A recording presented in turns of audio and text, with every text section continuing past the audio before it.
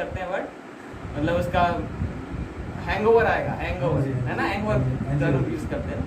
हाँ, तो देखिए, तो प्रभुपाद ने ऐसी चीज दी, बोले कि मैं ऐसा नशा तुमको दूंगा कि जो कभी उतरेगा ही, हमेशा ही हाई रहोगे।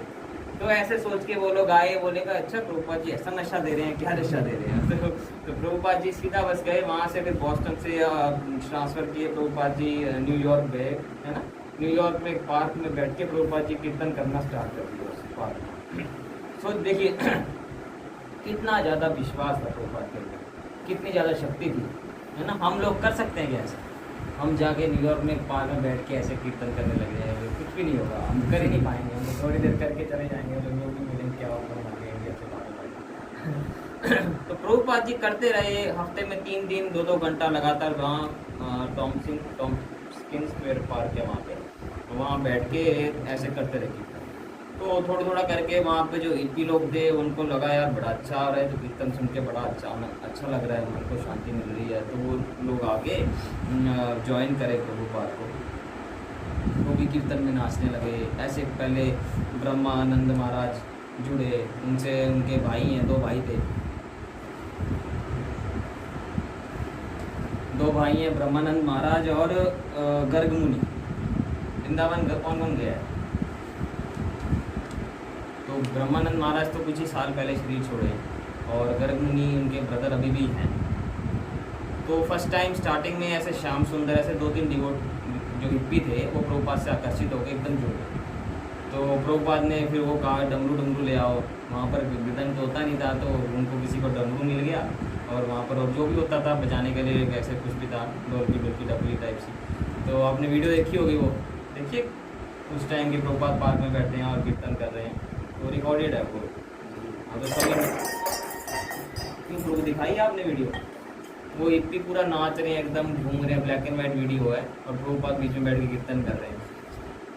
तो ये जो हमको जो रस मिल रहा है, ये हमारा स्पिरिचुअल आध्यात्मिक रस है, हरि नाम का रस है। तो उनको जीवन उनका एकदम परिवर्तित हो गया। मतलब गवर्नमेंट वहाँ की ना लाखों डॉलर खर्च करती है कि भाई जो एडिक्ट होता है ना इंडिया में किया जैसे, उसका नशा छुड़वाने का, नशा मुक्ति केंद्र जैसे होते हैं, लेकिन वो परेशान थी, कोई सोल्यूशन नहीं मिल रहा था। तो प्रभुपाद जी के आने से कितने सारे वो हिप्पी लोग ना एकदम भक्त बन गए धीरे धीरे, और उन्होंने सारे नशे छोड़ दिए। एकदम से प्रभुपाद नहीं बोलते थे, फिर भी कीर्तन सुन के, और वहाँ प्रभुपाद जी ने फिर एक किराए पर सेंटर भी ले लिया वहाँ पर लोकल डिवोटीज की हेल्प से, वो जो हिप्पी जुड़े थे उन्होंने एक तो जॉब भी करते थे, तो सारी सैलरी प्रभुपाद जी को दे देते थे। तो वहाँ पर फिर उन्होंने ऐसे संडे प्रोग्राम स्टार्ट किया, हफ्ते में 3 दिन प्रोग्राम स्टार्ट किया, और ऐसे ही कीर्तन करा, फिर लेक्चर हुआ होता था, और उसके बाद फिर प्रसाद होता था। तो प्रभुपाद खुद रोटियाँ बनाते थे, एक तो ऐसे लिखा है कि भाई एक हिप्पी तो 10 रोटी 20 रोटी खाता था, 15 रोटी। तो प्रभुपाद फिर रोटियाँ बनाते रहते थे, मतलब खुद पहले कुकिंग करते थे, उसके बाद फिर जब सब आ जाते थे तो कीर्तन करेंगे, लेक्चर देंगे, और पूरा पेट भर के उनको खिलाएंगे। तो धीरे धीरे करके उनको इतना आनंद आने लगा, उनका जीवन ही, उनका पुराने सारे जो आदतें थी छूटने लगी। ये हम प्रैक्टिकल अपने जीवन में भी देख सकते हैं, है ना। हम लोग अब जैसे जैसे आप लोग आओ और ज़्यादा आओ, भक्ति में एंगेज हो जाओ, अपने जीवन को शुद्ध बना लो, प्रसाद ही खाओ, बाहर का मत खाओ, तो उससे आपकी सारी बुरी आदतें अगर कोई है भी तो धीरे धीरे छूटती जाएंगी। ये भक्ति की बल, कितना शक्ति है भक्ति का बल है। पर्सनली भी मेरे जीवन में, या हमारे योगेश हो गए, प्रभु जी हैं, जितना भक्ति में लंबा हम आते रहेंगे उतना हमारी रियलाइजेशन जैसे मतलब है बढ़ती रहेगी। मतलब हमको कुछ वो होंगी, क्या बोलते हैं, अनुभूतियाँ होंगी कि भाई हाँ नहीं भगवान है जीवन में हमारे, है ना। तो बोलते हैं ना त्रायते महतो व्यात, ये श्लोक क्या है, नया विक्रमनाशस्ति प्रत्यवाय न विद्यते स्वल्पम उपस्य धर्म से त्रायते महतो व्यात, ये भगवद गीता का श्लोक है। बोला इस रास्ते में कोई वो नहीं होता, कोई लॉस नहीं है भक्ति मार्ग में। जैसे गीता में भगवान अर्जुन को बता रहे हैं, नेहा विक्रमनाशो अस्ति प्रत्यवाय न विद्यते स्वल्पम उपस्य धर्म से। बोले थोड़ा सा भी कुछ हम भक्ति में भाग लेंगे ना, कुछ भी धर्म का काम करेंगे, भक्ति का काम करेंगे, आगे आप सुन रहे हो, मैं बोल रहा हूँ, तो ये भक्ति के अंग है। श्रवणम कीर्तनम, प्रहलाद महाराज नवदा भक्ति, तो मेरी भी सेवा हो रही है और आप लोगों की भी सेवा हो रही है। ये जो थोड़ा सा हम धर्म का काम, जो भक्ति का काम कर रहे हैं, त्रायते महतो व्यात, ये लाइफ में कितने ही बड़े भय से हमारी रक्षा कर सकता है।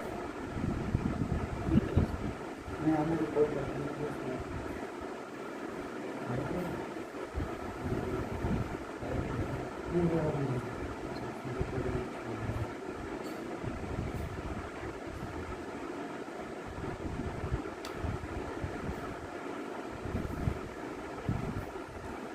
यही पॉइंट था।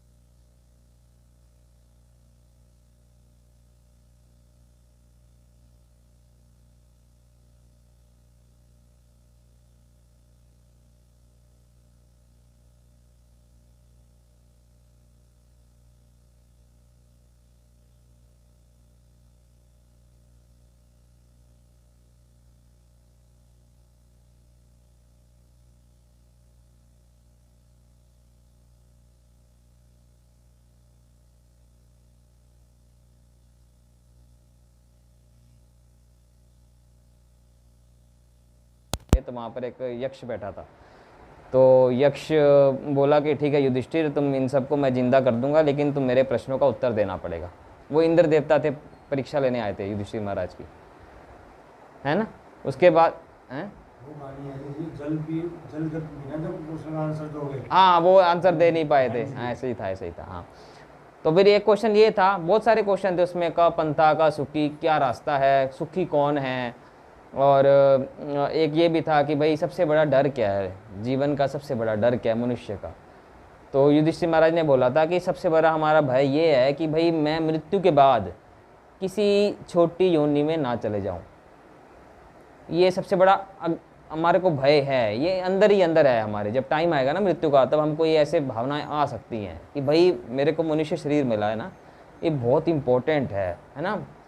बहुत सारे श्लोक हैं इसका भागवतम में भी, सुदुर्लभम, बहुत रेयर है ये श्लोक, ये जीव, ये शरीर, मनुष्य शरीर 84 लाख योनियाँ हैं जैसे शास्त्र में बताया गया है। तो ये मतलब बहुत रेयर है। आपको सारी योनियाँ पार करने के बाद धीरे धीरे धीरे कितने लाखों सालों के बाद हमको ये मनुष्य शरीर मिलने करने से वो ख़त्म हो जाता है। तो ऐसे ही उन हिप्पी लोगों का जो सारा जीवन में भय था या जो भी था, उनका अज्ञान सब दूर होता गया और एकदम सब जुड़ते गए। और देखिए कितना बड़ा मूवमेंट एकदम जीरो से बना है ये इस्कॉन संस्था जो है, एकदम जीरो से, सिर्फ 10 साल में। तो क्यों? क्योंकि उनके गुरु की आशीर्वाद था, भगवान की इच्छा थी। चैतन्य महाप्रभु ने कहा था कि भाई इस कलयुग में ये हरि नाम का प्रचार होगा।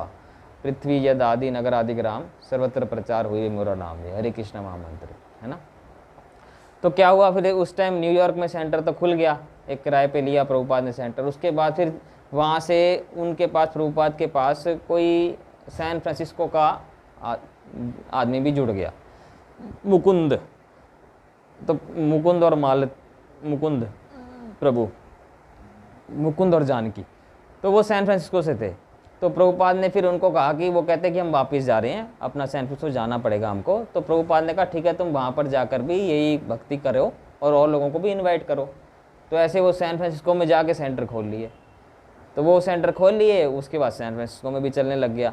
ठीक है, ऐसे करते करते प्रभुपाद के पास दूर दूर से जो वहाँ पर अट्रैक्ट हो गए लोग आने लगे, प्रभुपाद से संग करके वो इतना शक्तिशाली हो गए, भक्ति में इतना आगे बढ़ गए। एक बार ही भक्ति में आगे बढ़ जाता है वो आदमी, अगर संसार में जाएगा तो दूसरों को तो सिखाएगा ही ना। सभी को आकर्षण होता है कि भाई भक्ति करने से स्पेशल वो आता है ना, है ना, शांति आती है मन में, तो सभी को आकर्षण लगता है उससे। तो फिर ऐसे करके फिर कितने सारे सेंटर, बॉस्टन में चला गया कोई, ऐसे ही अलग अलग जगह में। तो फिर प्रभुपाद ने लंदन में, प्रभुपाद चाहते थे यूरोप में ये प्रचार हो, क्योंकि लंदन ने हमारे इंडिया पे कितना टाइम राज भी किया है ना, तो इंडिया फॉलो करते थे उन लोगों को। तो प्रभुपाद ने 3 गृहस्थ शिष्यों को, यही एक तो मुकुंद और जानकी, श्याम सुंदर और मालती, और यमुना और गुरुदास, ये 3 पति पत्नी को भेज दिया, तुम जाओ और लंदन में इसका प्रचार करो। तो वो लोग लंदन में गए, देखो कितना मुश्किल है। जैसे हमारे शिवानु प्रभु ने यहाँ पर सेंटर खोल रखा है, तो जीरो से ही स्टार्ट किया था किसी टाइम पे, जो कोई भी जानता नहीं था। लेकिन इसमें इतना शक्ति है इस भक्ति मार्ग में कि भाई लोग अपने आप ही आकर्षित होते हैं, और उसको मतलब कल्याण है लोगों का, ये सबसे बड़ा। और भगवान इससे बहुत प्रसन्न होते हैं कि भाई आप ये मैसेज, आप खुद को, आपको अच्छा लग रहा है, आप दूसरों को भी बता रहे हो, तो भगवान इससे बड़े संतुष्ट होते हैं। बोल रहे हैं तो सबसे अच्छी सेवा, मानव कल्याण का हम सबसे बड़ा कार्य कर रहे हैं ना। इस्कॉन को बोलते हैं ना सोशल वर्क, ये सबसे बड़ा सोशल वर्क है। क्योंकि सभी लोग तो परेशान हैं, सभी लोगों को टेंशन है, रास्ता नहीं पता लग रहा जीवन में क्या करूं, उनकी परेशानी और उनका डर दूर हो रहा है, इससे मन में शांति आ रही है। क्योंकि लक्ष्य तो यही है ना, हम इतना मेहनत करते हैं, पैसा कमाते हैं ताकि मेरे को जीवन में शांति मिल जाए, मैं खुश हो जाऊँ। तो खुश तो इसी से हो सकता है जीव। तो ये सबसे बड़ा जन कल्याण कार्य है। हिप्पी लोगों की शराब छुड़वा दी, मतलब ये बहुत बड़ी चीज़ है। तो फिर इसी तरह से फिर वो लंदन चले गए, फिर वहाँ पर प्रचार कार्य शुरू किया, और लंदन में भी धीरे धीरे लोग जुड़ने लगे। जॉर्ज हैरिसन अभी आज सुबह हमारे गुरु महाराज जी चंडीगढ़ पहुँचे हैं, तो आज सुबह इस्कॉन चंडीगढ़ में उन्होंने लेक्चर दिया था, हमने सुना था यहाँ पे। तो ये फ़ोटो है ना जो महाराज जी की, ये फ़ोटो आप देख रहे हो, शिवानु प्रभु ने जगह जगह, किसी ने दर्शन किए इनके? आपने किए? आपने भी किए? हाँ भाई, पूरी गए थे आप?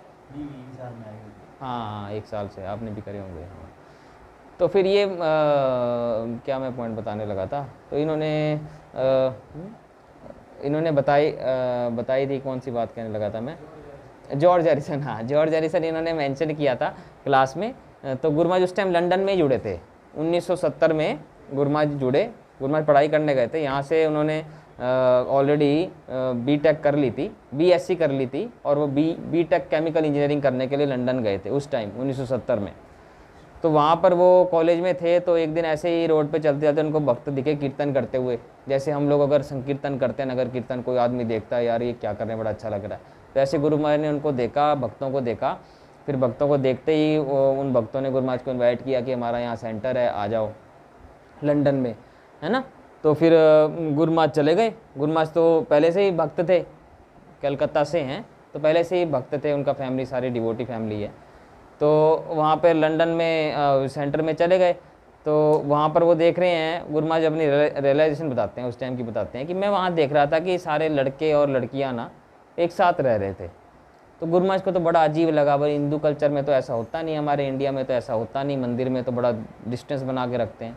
लेकिन फिर वो बोले कि वो लोग इतने ज़्यादा शुद्ध थे, इतने ज़्यादा मतलब प्योर थे भक्ति कर करके, कि उनके अंदर कोई बुरी भावना थी ही नहीं, कि भाई मैं आपस में जो हमारा आकर्षण होता है वो सब वहाँ उनको नहीं दिखा बिल्कुल भी। तो फिर वहाँ पर जुड़ जाते ही गुरु महाराज तो अच्छा लगा उनको। फिर भक्तों ने कहा कि भाई यहाँ रुको, तो ऐसे गुरु महाराज हमारे इस्कॉन से जुड़ गए उस टाइम 1970 में, 71 में। तो फिर कुछ टाइम बाद प्रभुपाद जी ने भी आना था, तो कुछ टाइम बाद प्रभुपाद जी वहाँ लंदन गए, तो गुरु महाराज ने दर्शन किए। मैं वैसे ही सुना रहा हूँ, ये कहानी अच्छा लगता है, क्योंकि शुद्ध भक्तों की कहानी जीवन गाथा सुनने से हम भी शुद्ध होते हैं। तो वहाँ गए, और लंदन में फिर प्रभुपाद जैसे ही वहाँ आए, तो प्रभुपाद ने कहा कि तुम इधर आओ। गुरु महाराज को देखकर, हमारे गुरु महाराज को देखकर बोला तुम इधर आओ। तो प्रभुपाद बोले कि तुम उस पार्क में, कलकत्ता में उस पार्क के अंदर खेलते थे? तो गुरु महाराज बोले हाँ मैं तो खेलता था। तो प्रभुपाद बोले मैंने तुमको देखा है, क्योंकि प्रभुपाद भी वहीं से थे, उसी एरिया से थे जहाँ से हमारे गुरु महाराज थे। तो बचपन में गुरु महाराज वहाँ खेलते होंगे, तो प्रभुपाद ने देखा है। तो ऐसे मैं ये कहना चाह रहा हूँ कि शुद्ध भक्त को सब पता हो, त्रिकालदर्शी होते हैं वो। मतलब प्रभुपाद जी शुरू से ही मतलब भक्त थे, प्योर डिवोटी थे, वो त्रिकालदर्शी हैं। अब वो उनको फ्यूचर का भी पता है। अगर हम गुरु महाराज के पास जैसे जाएंगे, अब गुरु महाराज को हमको देख के पता लग जा सकता है कि मतलब इसने मतलब किस स्तर पे हैं, हम भक्ति में किस स्तर पे हैं, हमने क्या गलतियां कर रखी हैं और फ्यूचर में हम क्या करेंगे, ये उनको पता लग जाता है। कैसे पता लगता है? भगवान की कृपा से पता लगता है, भगवान उनको सब बता देते हैं, है ना। इसलिए मैंने बोला ना, हमारे मन में कुछ आएगा, हम वो करेंगे, हम उसमें फेल हो सकते हैं, लेकिन जो गुरु अब बता रहा है वो भगवान बता रहे हैं डायरेक्ट, तो वो हम कभी करेंगे तो उसमें कभी हम फेल नहीं हो सकते। सारी शक्ति भगवान के हमारे साथ होगी, गुरु की। तो इसी तरह प्रभुपाद जी ने प्रचार फैलाया। फिर वहाँ से कोई जापान गया। अब प्रभुपाद को देखो भगवद गीता प्रिंट करवानी थी, प्रभुपाद ने इंडिया में ट्रांसलेट तो कर दी थी पूरी, वो संस्कृत से ना इंग्लिश में। तो प्रभुपाद मैन्युस्क्रिप्ट लेकर गए थे वहाँ पे, तो उसकी प्रिंटिंग करवानी थी। भगवद गीता जो हम देख रहे हैं यहाँ पे, हम डिस्ट्रीब्यूट करते हैं, वो छपवानी थी उस टाइम। ये होगी लगभग, ये अमेरिका से ही है, ये लगभग 1967 या 1968 ऐसे कुछ साल होगा। तो क्या हुआ, तो वो ब्रह्मानंद स्वामी जा रहे हैं अलग अलग प्रिंटिंग प्रेस में, भाई हमको हमारे उनके पास पैसे भी नहीं थे उस टाइम कि ये प्रिंटिंग करवानी है भगवत गीता की, तो कोई मान नहीं रहा था, तो लास्ट में निराश हो गए। तो फिर अब भगवान तो सब देख रहे हैं, तो फिर क्या हुआ, एक दिन अचानक ही कोई नया आदमी सेंटर में आया, तो ऐसे ही पता लगा कि वो डाई निपन प्रिंटिंग प्रेस है जापान में, तो वो उससे जुड़ा हुआ था। तो जैसे उसने देखा सेंटर में आके भगवत गीता के बारे में पता लगा, बोला हम तो भगवत गीता ही ढूंढ रहे थे प्रिंट करवाने के लिए, क्योंकि हमारे बुक्स में सारे धर्मों की ग्रंथ हैं लेकिन भगवत गीता का नहीं है।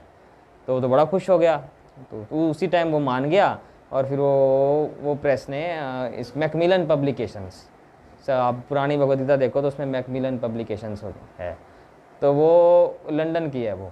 तो फिर वो मान गया, फिर एकदम उन्होंने प्रिंटिंग करवा दी लिमिटेड एडिशन, उनकी प्रिंटिंग प्रेस जापान में थी। तो ऐसे देखो भगवत गीता छपी है हमारी। तो भगवान हर स्टेप में प्रभुपाद के साथ थे, जो भी उनको चैलेंज आया वो सॉल्व हो गया और अपने आप ही सब कुछ होने लगा। तो इससे हम ये सीख सकते हैं कि भाई अगर हम भगवान की आज्ञा के अनुसार जीवन जिएंगे तो पहली बात तो हमारी हार कभी होगी नहीं, हम हमेशा लाइफ में सक्सेस ही मिलेगा। और यही अर्जुन के साथ भी तो ऐसा ही हुआ ना, कितनी सुंदर भगवत महाभारत में भगवत गीता में है ना, अर्जुन निराश हो गया, फिर अर्जुन एक्चुअल में लड़ कौन रहा था, भगवान ही करवा रहे थे सारा कुछ ना। तो अर्जुन की बोला कि भगवान ने अर्जुन को बोला कि अगर तुम मेरी बात मानोगे तो तुम विजय और ख्याति को प्राप्त करोगे। मतलब भगवान चाहते हैं कि मेरे भक्त का हमेशा ख्याति बढ़े, फेम होता है ना, फेम, तो फेम बढ़े। तो ऐसे ही प्रभुपाद ने भगवान की आज्ञा के अनुसार किया तो सब कुछ अपने आप ही होता रहा, और इसके बदले प्रभुपाद जी को मतलब कितना फेम मिला। और मतलब हम वो बनते ना, कंड्यूट बोलते हैं ना, हम भगवान के इच्छा के कंड्यूट बने, मतलब एक माध्यम बनेंगे तो हमारा जीवन सफल हो जाएगा। करना तो भगवान नहीं है, भगवान ने अर्जुन को कहा कि तुम नहीं भी लड़ोगे तो मैं सबको ऑलरेडी मार चुका हूँ, तो बस हमको एक माध्यम बनता है ना, निमित्त मात्र भव सव्य साचिन, भगवत गीता का श्लोक है। भगवान अर्जुन को कह रहे तुम सिर्फ एक निमित्त बनो, एक माध्यम बनो, और उससे क्या होगा, हमारा जीवन सफल हो जाएगा। तो कितना भगवान करुणामय है ना, भगवान ने ऑलरेडी पता है कि भगवान ने कहा है कि भाई इस कलयुग में ये हरिनाम का प्रचार होगा, और जो इसमें पार्टिसिपेट करेगा, इसको फैलाने में मदद करेगा, उसका जीवन सफल हो जाएगा। पहले तो उसका जीवन खुद सुखमय हो जाएगा और दूसरों का भी सुखमय होगा। तो इसलिए हम इन चीज़ों को जब करेंगे, मतलब भगवान की जो इच्छा के अनुसार चलेंगे जीवन में, तो कभी भी हमारा लाइफ में ना हार नहीं आएगी, या कभी भी किसी प्रकार का दुख आ गया, प्रॉब्लम आ गई, भाई इसका सॉल्यूशन नहीं मिल रहा, तो हम अपने मन के अनुसार चल रहे हैं ना, इसलिए हमारी लाइफ में प्रॉब्लम आ रही है। हमको आगे सेंटर से जुड़ना चाहिए, भगवत गीता की आज्ञा के अनुसार चलना चाहिए। भगवान जो बता रहे हैं, भगवान तो बता ही रहे हैं कैसे जीना है, क्या करना है। अगर हम वो नहीं मान के अपनी मर्जी से करेंगे तो परेशानी आएगी। बस सिंपल सी बात है, भगवत गीता को फॉलो करेंगे अगर हम, तो लाइफ में आनंद ही आनंद है, सक्सेस ही सक्सेस है। अब हम ऐसे नहीं कह सकते कि भाई मेरे पास पैसा ज़्यादा है तो ही सक्सेस है। भगवान को पता है हमको क्या देना है। किसी को भगवान पैसा दे भी सकते हैं और किसी को नहीं भी दे सकते, लेकिन भक्त कभी दुखी नहीं होता कि भाई मेरे पास पैसा नहीं है तो मैं बड़ा दुखी हो गया। वो भगवान पे डिपेंडेंट है, भगवान उसके सारे काम करते हैं। हम भक्तों की लाइफ में आप देख लो, कुछ डिवोटी हैं कि भाई जॉब कर रहे हैं, ज़्यादा अच्छी जॉब नहीं है, उनको फैमिली को भी देखना है, पेरेंट्स भी हैं, लेकिन थोड़ा पैसा मिलता है, लेकिन उनके लाइफ एकदम वो बिंदास रहेंगे, कोई कष्ट नहीं रहेगा लाइफ में। और किसी के पास पैसे ही पैसे हैं लेकिन उसके लाइफ में प्रॉब्लम ही प्रॉब्लम है।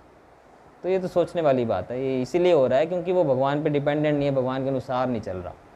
तो ऐसे ही हम पूरा जीवन अगर अपना निकाल देंगे, तो अगर थोड़ा सा करने से इतना फल मिलता है, जैसे अजामिल की स्टोरी हमने सुनी है किसी ने, अजामिल भागवत में, तो उन्होंने जीवन भर पाप किए थे।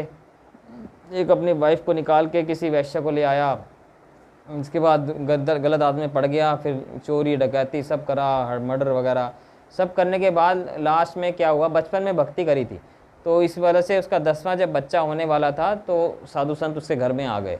वो भगवान ही अरेंज करते हैं। वो आ गए तो उन्होंने बोला इस बेटे का नाम नारायण रख दो, तो वो मान गया, चलो पुराना संस्कार था, उसने उस बेटे का नाम नारायण रख दिया 10वें बच्चे का। तो मैं ये बता रहा हूँ कि बचपन की भक्ति उसको उस टाइम काम आ गई है जामिल को। हम जो भी इस टाइम कर रहे हैं ये कभी ख़त्म नहीं होगा, ये परमानेंट हमारे जन्मों तक ये हमारे साथ रहेगा कि भाई ये हम सब मिलकर इस टाइम हरि कथा कर रहे हैं, भगवान की कथा का चर्चा कर रहे हैं। तो ये भगवान बहुत खुश होते हैं इससे। और ये इसलिए भगवान ने बताया ना, स्वल्पम अपश्य धर्म से त्रायते महत्व आती है। थोड़ा सा धर्म का काम भी जब आप करोगे तो बड़ी बड़ी मुसीबत में आपकी रक्षा हो सकती है। तो इसी प्रकार क्या बता रहा था मैं हैं, हाँ, लड़के का नाम अजामिल की कहानी, उसका नाम नारायण रख दिया। तो इतने सारे पॉइंट मन में आते रहते हैं, फिर वो मिस हो जाता है। तो अजामिल ने अपने बेटे का नाम नारायण रख दिया। तो उसके बाद फिर क्या हुआ, मृत्यु के टाइम जब उसने इतना पाप किया था तो उसको यमदूत लेने आए, है ना, तीन यमदूत लेने आए बोलते हैं। उसमें फ़ोटो देखी होगी आपने, सेकंड चांस किताब है यहाँ पर, मृत्यु की पराजय पढ़ी कोई है, बुलाना जरा, पढ़ी है तो ले आओ। पता है आपको मृत्यु की पराजय? नहीं पता? मृत्यु की पराजय है, बैठो बैठो, ला रहे हैं। तो ये हमारे शास्त्र हैं, भागवतम, भगवत गीता।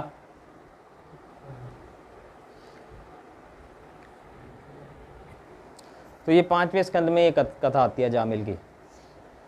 ये छोटी फोटो है। तो देखिए विष्णु दूत भी बचाने आए हैं और फिर यमदूत भी खड़े हैं। ऐसे ही दिखाई है, जामिल था बचपन में तो भक्त था, उनके पिताजी ने जंगल भेजा था कि भाई फूल लेकर आओ और पूजा करनी है। तो वहाँ वो जाके देख लिया, गलत लड़की को देख लिया गलत आदमी के साथ करते हुए, तो उसका मन भटक गया, क्योंकि वो बच्चा ही था, मतलब इतना बड़ा भी उस टाइम उम्र में भटक सकता है मन। हाँ, तो ऐसे वो मन भटक गया। तो फिर अपनी भाई पत्नी को निकाल के वो उस वैश्या को ले आया और जीवन भर उसका संग करके उसको बुरी आदतें लग गई सारी, और जीवन भर उसने पाप किए।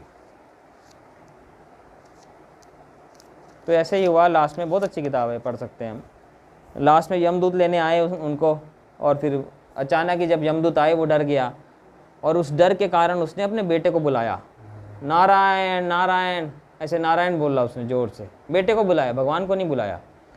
तो देखिए उस भगवान का नाम अनजाने में भी लेने से उसको इतना पुण्य मिला, उसको पुराने अपना स्मरण आ गया थोड़ा बचपन की भक्ति का।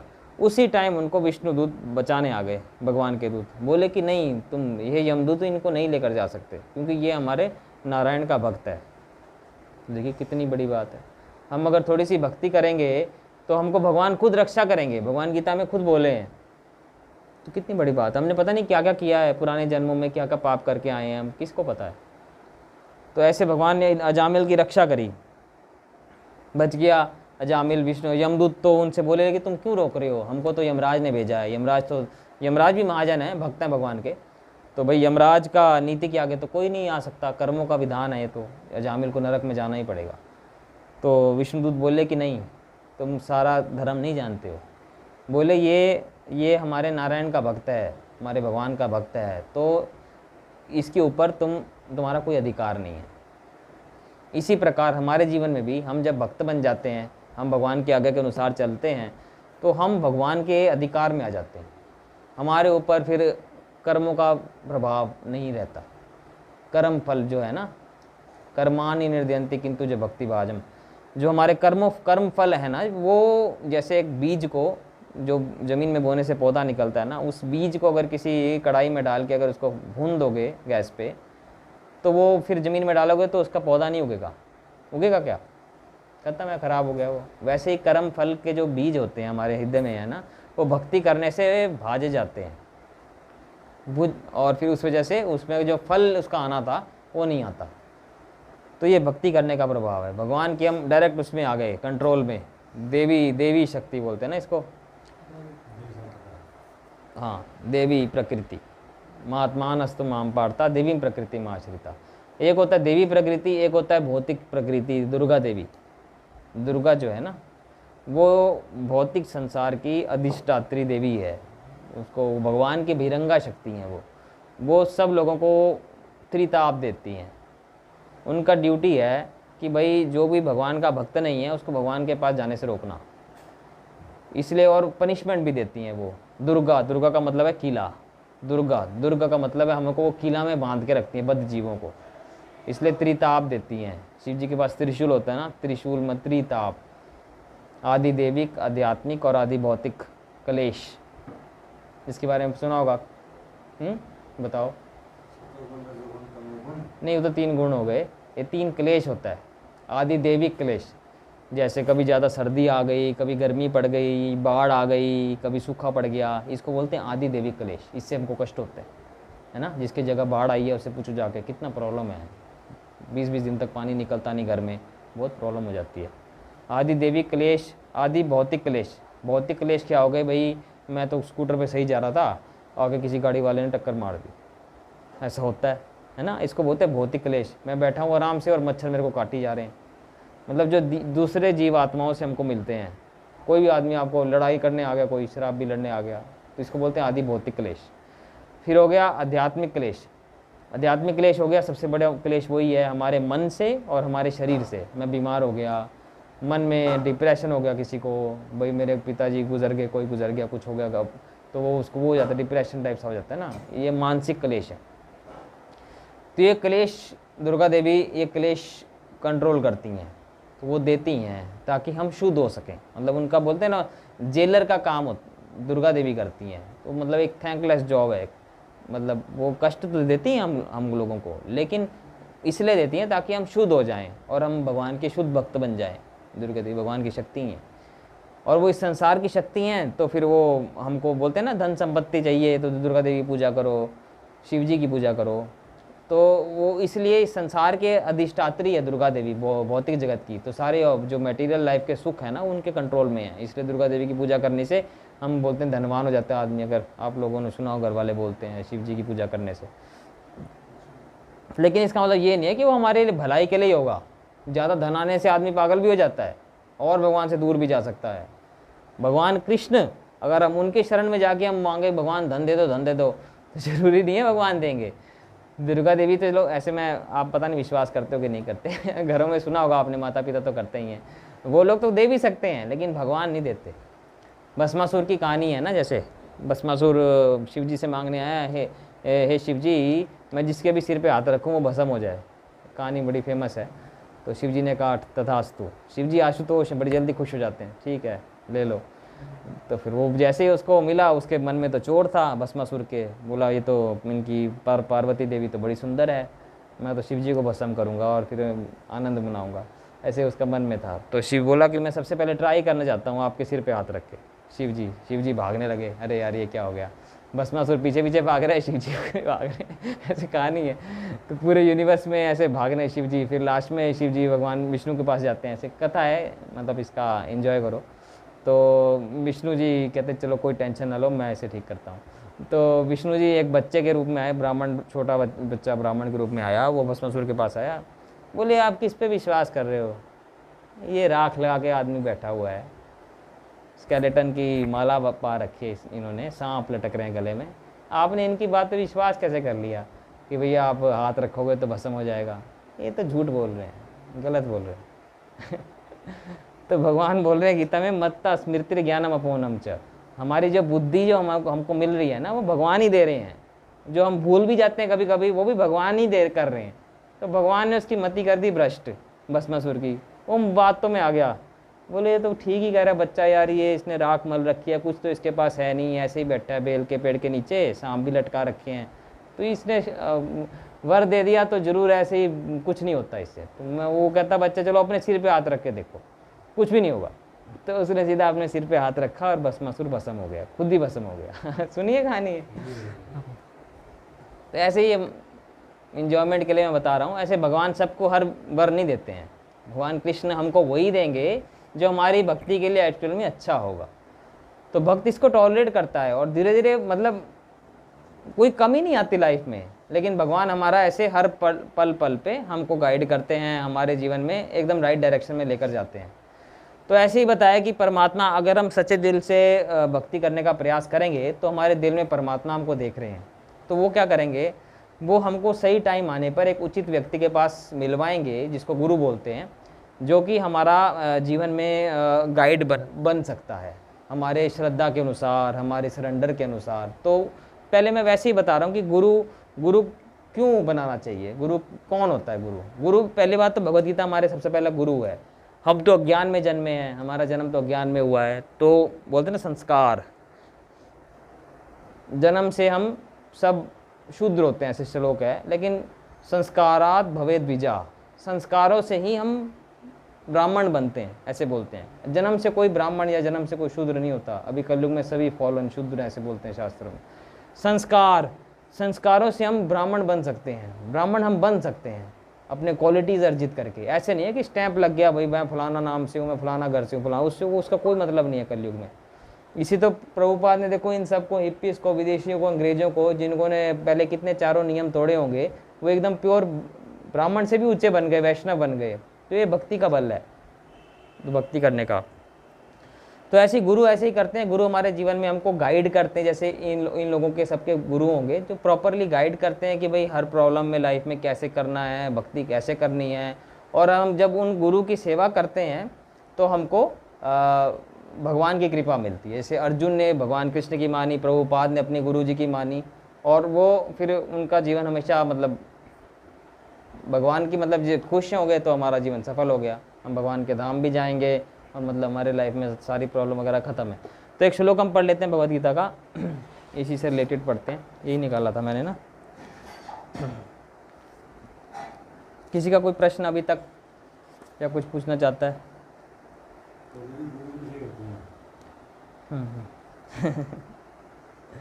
तो उसी से रिलेटेड पूछते हैं, गुरु किसे कहते हैं? कौन बताएगा इसका आंसर? बताओ। भगवद गीता के तीसरे अध्याय में भगवान ने कहा कि माँ पहला बच्चे का गुरु होता है माँ और बाप, हाँ, उसके बाद स्कूल का अध्यापक। गुरु तो उसी को बोलेंगे ना जब वो प्रॉपर गाइड करेगा। अगर अध्यापक को सिगरेट पी के कह रहा है डू नॉट स्मोक, तो फिर वो गुरु कैसे हो गया? गुरु होता ऐसा, उसको कहा तो गुरु ही जाएगा, लेकिन वो कुछ ज्ञान ही नहीं दे पा रहा। गुरु को खुद तो ज्ञान होना चाहिए ना। वैसे आप सही बोल रहे हो, गुरु वही है, इसलिए बोलते हैं कि अध्यापक, किसी को अध्यापक नहीं बनना चाहिए, किसी को माँ बाप नहीं बनना चाहिए, किसी को गुरु भी नहीं बनना चाहिए। क्या प्रभु श्लोक पता है? गुरु ना स्यात् जननी ना स्यात्, है ना। अगर हाँ, किसी को माँ बाप नहीं बनना चाहिए, किसी को गुरु नहीं बनना चाहिए, किसी को अध्यापक नहीं बनना चाहिए, अगर वो अपने डिपेंडेंट को जन्म मृत्यु के चक्कर से पार ना निकाल पाए। ये क्वालिफिकेशन है शास्त्रों के अकॉर्डिंग गुरु की और माँ बाप की।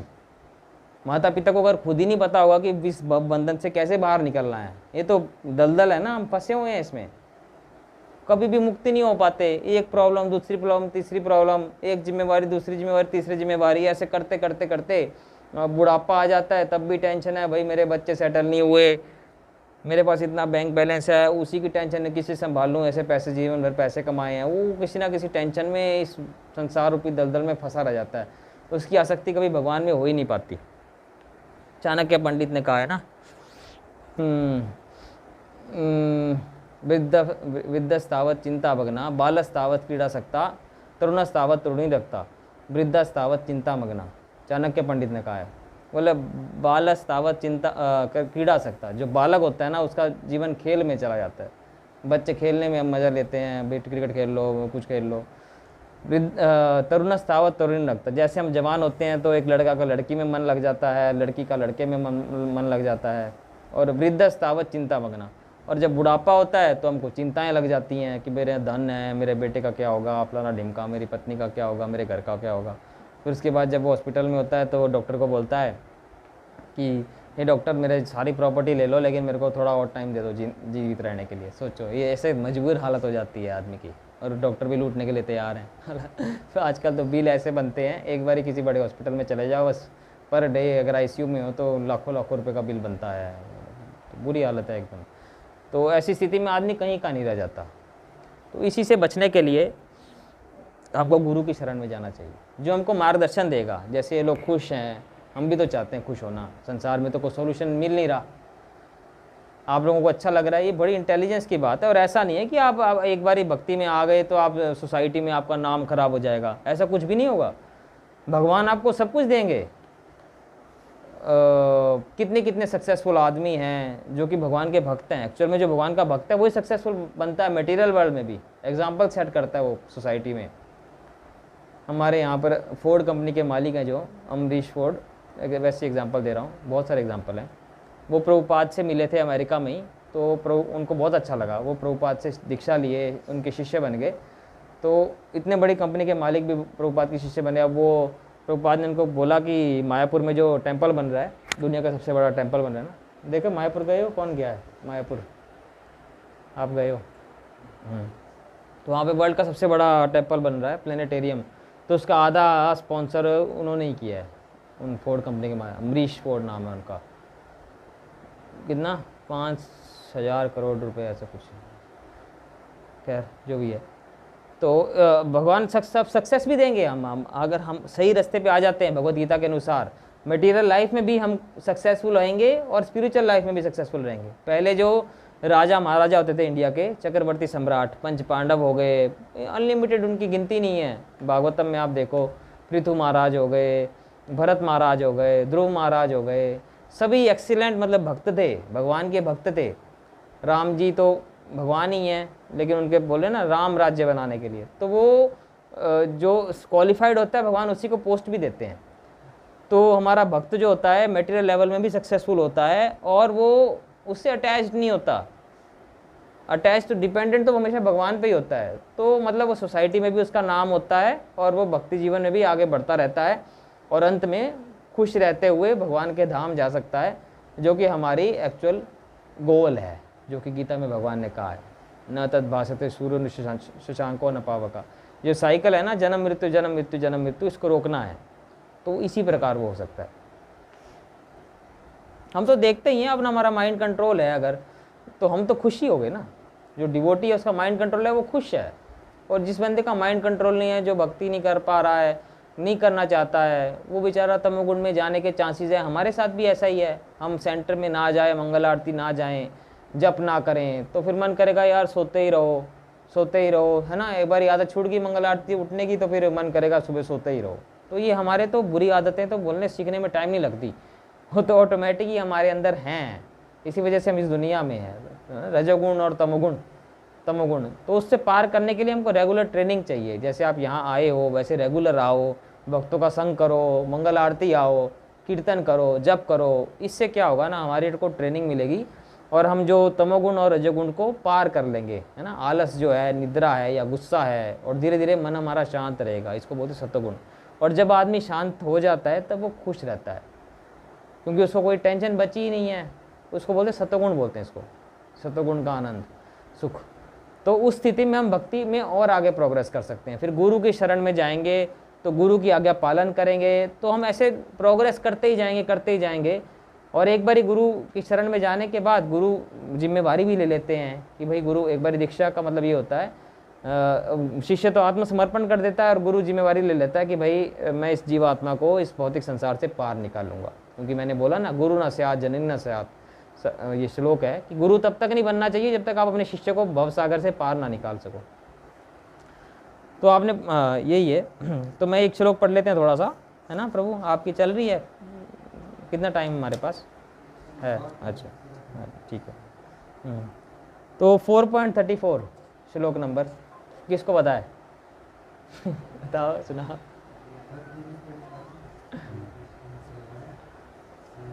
आप लोग गीता ला रहे हो? गीता है एक्स्ट्रा पढ़ने वाली? दे दो, फिर दे दो।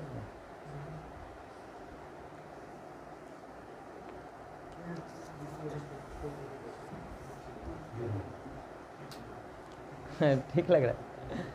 हमारे सामने सारा रास्ता क्लियर है, लेकिन हम उसको अपना नहीं पाते हैं। मेरे को भी कहाँ पता था, मैं भी आते आते सीखा हूँ, श्रवण करके। मैं भी गुरु से श्रवण किया, तो वही रास्ता ही है। फर्स्ट स्टेप ही भक्ति का यही है, श्रवणम कीर्तनम विष्णु।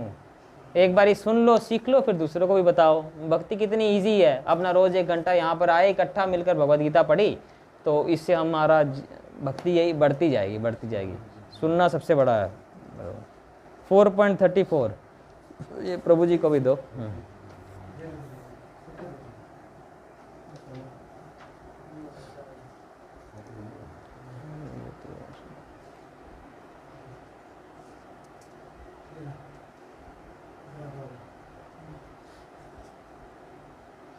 मैं शुरू करता हूँ।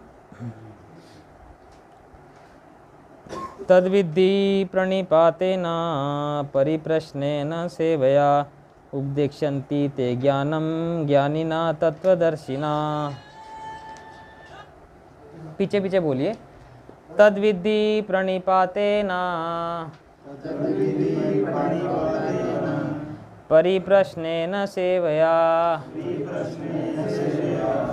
उपदेक्षन्ति ते ज्ञानम् ज्ञानिना तत्वदर्शिना। कोई बोलिए श्लोक, कौन गाएगा? गाओ, श्लोक पढ़ो। नहीं नहीं, श्लोक संस्कृत में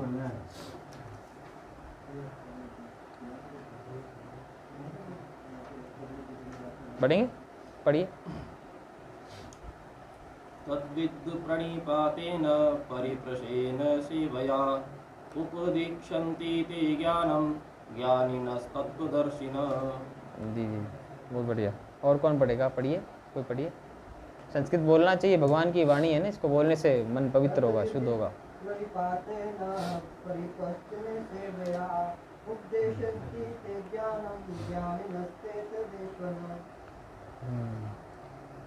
थोड़ा आप पढ़ो, थोड़ा थोड़ा करके पढ़ो, हम पीछे पीछे बोलेंगे सभी।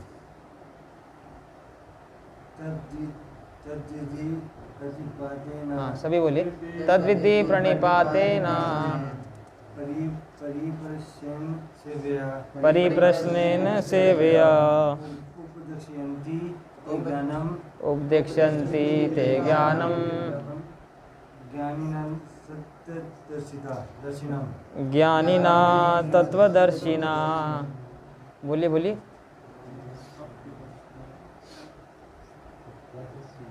पढ़ो पढ़ो पढ़ो। तद्विद्धि प्रणिपातेन परिप्रश्नेन सेवया उपदेक्षन्ति ते ज्ञानम्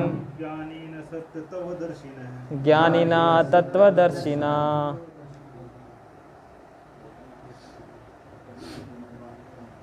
आप पढ़ेंगे, पढ़िए।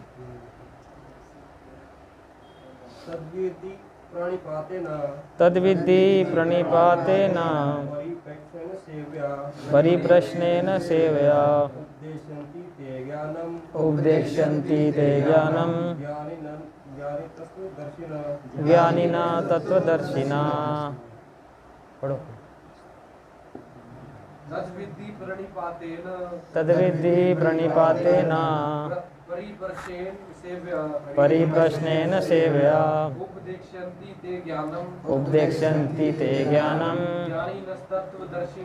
ज्ञानिना तत्वदर्शिना।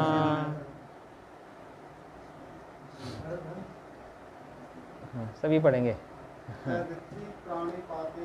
तद्विद्धि प्रणिपातेन परिप्रश्नेन सेवया उपदेक्षन्ति ते ज्ञानम् ज्ञानिना तत्वदर्शिना।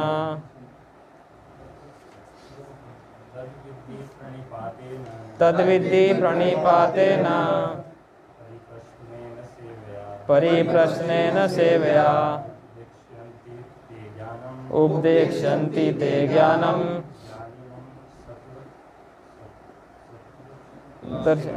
ज्ञानिना तत्वदर्शिना। हम नीचे ना संधि से पढ़ सकते हैं, अगर जब वर्ड बड़ा है ना ये ज्ञानिना तत्वदर्शिना, तो नीचे संधि विच्छेद हुआ है वर्ड मीनिंग में, ज्ञानिना तत्वदर्शिना ऐसे पढ़ सकते हैं। और पढ़ो पढ़ो।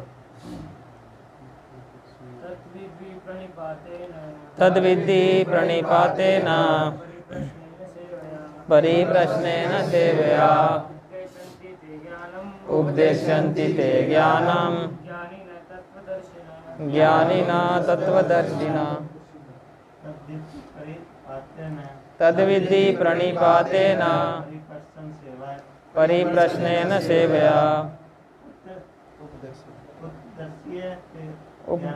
उपदेक्षन्ति ते ज्ञानम्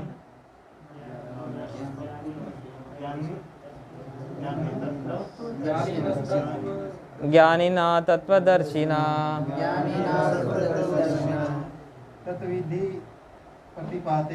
तद्विद्धि प्रणिपातेन परिप्रश्नेन सेवया उपदेक्षन्ति ते ज्ञानम् ज्ञानिना तत्वदर्शिना। तद्विति प्रतिपादन तद्विधि प्रणिपातेन परिप्रश्नेन सेवया दक्षते ते ज्ञानम् उपदेक्ष्यन्ति ते ज्ञानं ज्ञानेन तत्त्वदर्शिनं ज्ञानिना तत्त्वदर्शिना तद्विद्धि प्रणिपातेन तद्विधि प्रणिपातेन परिप्रश्नेन सेवया परिप्रश्नेन सेवया उपदेक्ष्यन्ति ते ज्ञानम् उपदेक्ष्यन्ति ते ज्ञानं ज्ञानिना तत्त्वदर्शिनम्